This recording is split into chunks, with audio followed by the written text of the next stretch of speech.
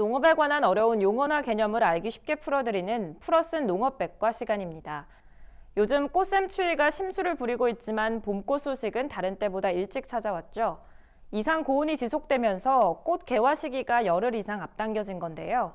이처럼 올해도 기후변화가 클 것으로 예상되면서 가뭄이나 폭우, 태풍과 같은 자연재해를 걱정하는 농가들이 늘고 있습니다. 그래서 오늘 이 시간에는 농가들이 꼭 알아둬야 할 농작물 재해보험에 대해서 자세히 짚어보겠습니다. 최근 농업계의 가장 큰 골칫거리는 바로 예측할 수 없는 이상기후가 아닐까 싶습니다. 지난해만 해도 가뭄과 우박, 이상저온 등으로 인한 농작물 피해가 1년 내내 이어졌죠. 특히 한여름 극심한 폭염으로 인해서 농작물 피해를 입은 농민들이 10명 중에 7, 8명에 달하는가 하면 올겨울엔 온화한 날씨 탓에 월동 채소류 가격이 최대 69%까지 폭락해서 막심한 피해를 입은 농가들이 속출하고 있습니다. 이렇게 막심한 피해가 이어지다 보니 정부와 지자체 그리고 농가들 모두 자연재해에 대한 대비책 마련에 분주히 나서고 있는데요. 그중에서도 가장 주목받고 있는 것이 바로 농작물 재해보험입니다. 농작물 재해보험이란 이상기후와 자연재해 등으로 인한 농작물 피해를 보상해서 농가의 소득과 경영 안정을 도모하기 위한 제도인데요. 경영체 등록을 완료한 농가라면 누구나 가입할 수 있습니다.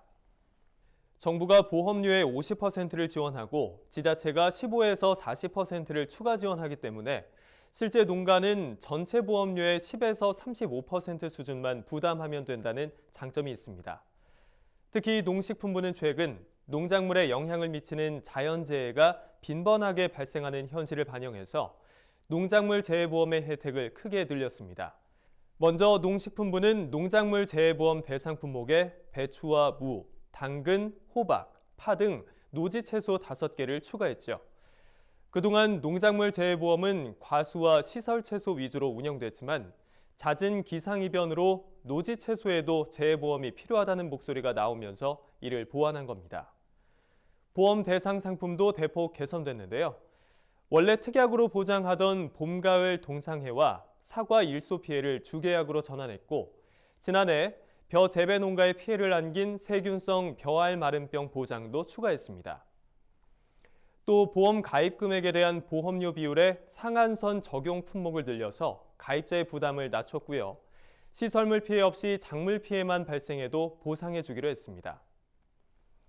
여기에다가 관수시설 등을 설치해서 피해 예방에 힘쓴 농가에 대해서는 보험료 5%를 추가 할인해주는 혜택도 늘렸습니다. 이처럼 농작물 재해보험의 혜택이 늘어나면서 농가들도 크게 반기는 분위기인데요. 실제로 2018년에 농작물 재해보험 가입 면적은 전년보다 16.3% 늘어난 약 38만 헥타르에 달했고 같은 기간 가입률도 2.5%나 증가했습니다. 농작물 재해보험이 언제 갑자기 찾아올지 모르는 자연재해로부터 농가들을 지켜줄 안전장치로서 큰 기대를 모으고 있는 건데요.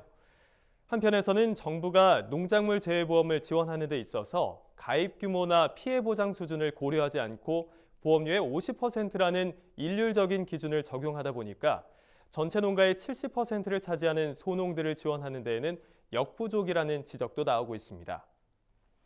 이에 대해서 정부도 피해 보장 수준에 따라 보험료를 차등 지원하고 저소득 소규모 농가에 대한 지원을 늘리기 위해서 노력하겠다는 입장입니다. 앞으로 계속 기후변화의 폭이 커질 것으로 예상되고 있는 지금, 농작물 재해보험뿐만 아니라 농민들이 더 이상 자연재해 걱정 없이 농사 지을 수 있으려면 기후변화에 대한 다양한 대응책을 마련해 나가야 하지 않을까요? 지금까지 풀어쓴 농업백과였습니다.